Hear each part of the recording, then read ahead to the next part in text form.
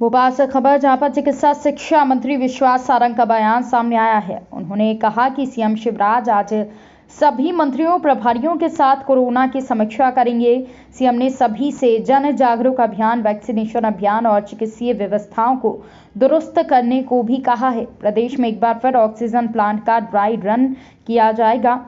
आज सभी कोरोना और चिकित्सीय व्यवस्थाओं की भी समीक्षा की जाएगी। मंत्री सारंग ने बताया कि पिछले 24 घंटे में कोरोना के कुल 60,463 टेस्ट किए गए, जिनमें 21 पॉजिटिव मिले हैं।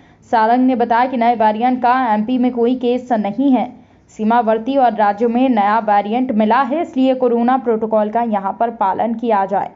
सुप्रीम कोर्ट के फैसले पर मंत्री सारंग ने कहा कि सुप्रीम कोर्ट ने चुनाव आयोग को निर्देश दिए हैं, इसलिए मैं टिप्पणी नहीं कर सकता। उन्होंने कहा यह संवैधानिक मामला है। चुनाव आयोग जो हमें निर्देश करेगा उसका पालन किया जाएगा। कांग्रेस की महंगाई रैली पर बीजेपी ने हमला बोला, जनता के बीच जाएं लेकिन खेद व्यक्त करने। कांग्रेस सरकार ने संबल योजना क्यों बंद कर दी थी? 15 महीने क्या किया? जनता के सामने कांग्रेस खेद व्यक्त करे। जब कांग्रेस की सरकार थी तब किसी का भला नहीं किया। विधानसभा सत्र को लेकर सारंग ने कहा कि विधानसभा सत्र मध्य प्रदेश की जनता और कल्याण के लिए जरूरी है। विधानसभा की कार्यवाही को सुचारू रूप से कांग्रेस चलने दे। सारंग की कांग्रेस को नसीहत, कहा सकारात्मक विपक्ष की भूमिका निभाए, जनता का पैसा बर्बाद ना होने दिया जाए। हम हर सवाल का जवाब देंगे। देखिए, हम हर समय विधानसभा के मंच को सकारात्मक रूप से जनता की समस्याओं के हल के लिए उपयोग करना चाहते हैं। हमारा मानना है कि लोकतंत्र में वो व्यवस्था जिसमें हर जनप्रतिनिधि की अकाउंटेबिलिटी निश्चित होती है, उस व्यवस्था को हम पूरी तरह से ताकत के साथ जनता की सेवा के लिए उसका उपयोग करें।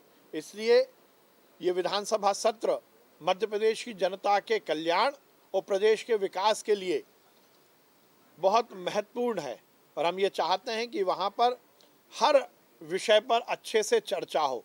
मैं कांग्रेस के नेताओं को, कांग्रेस के विधायकों को ये निवेदन करना चाहता हूँ कि विधानसभा की कार्यवाही को सुचारू रूप से चलने दें।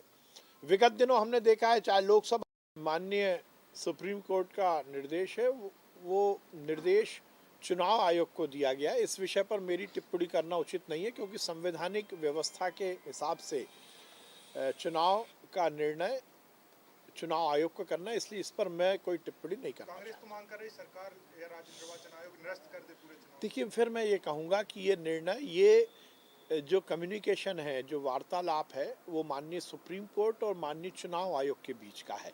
इसमें हमारा कुछ बोलना उचित नहीं है।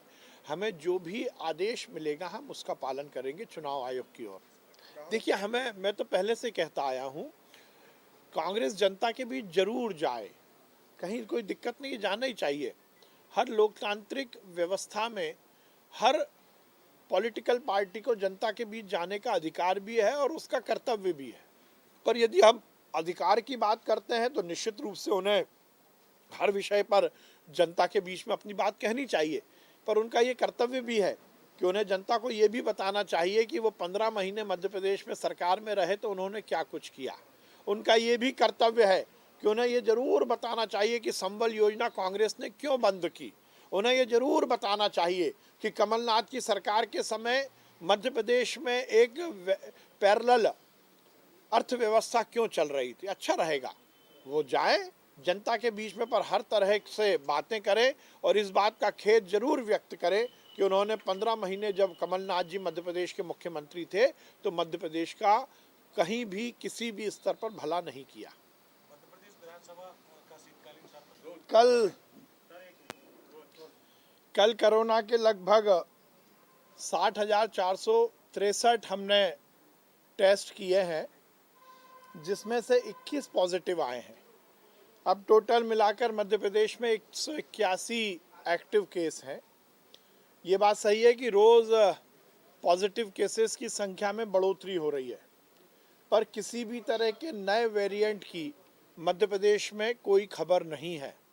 पर उसके बाद भी हम जनता जनार्दन से यही अपील करते हैं कि हम सबको ये सुनिश्चित करना होगा कि हम पूरी तरह कोरोना प्रोटोकॉल का ध्यान रखें और अपने परिवार को सुरक्षित रखें। हमारे सीमावर्ती प्रदेशों में हम देख रहे हैं कि केसेस तेजी से आ रहे हैं, तो इसलिए यह हमें सुनिश्चित करना है कि हम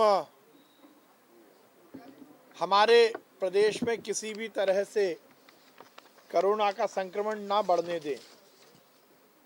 कुल अभी तक हमने 9,75,10,000 लोगों को वैक्सीन लगाई है, जो कि हमारे लिए बहुत संतुष्टि का संदेश है।